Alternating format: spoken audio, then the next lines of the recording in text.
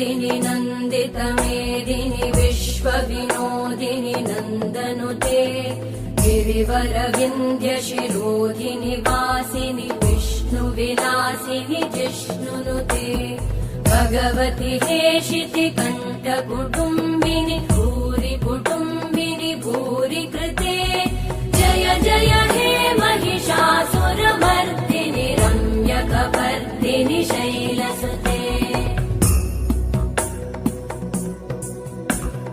सुरवरवर्षिणि दुर्धरधर्षिणि दुर्मुखमर्षिणि हर्षरते त्रिभुवनपोषिणि शङ्करतोषिणि कल्मषमोषिणि घोषरते तनुजनिरोषिणि दितिसुतरोषिणि दुर्मदशोषिणि सिन्धुसुते जय जय हे महिषासुरमर्दिनि रम्यकपर्दिनि शैलसुते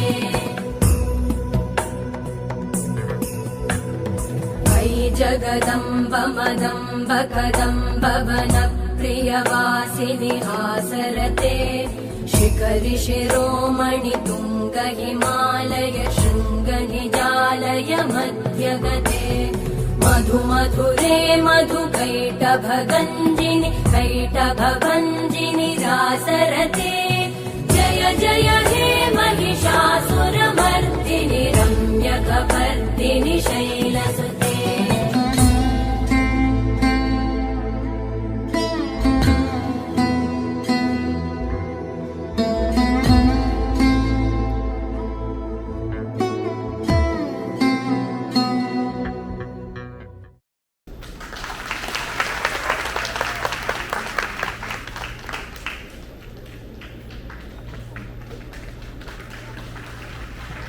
अति सुंदर प्रस्तुति।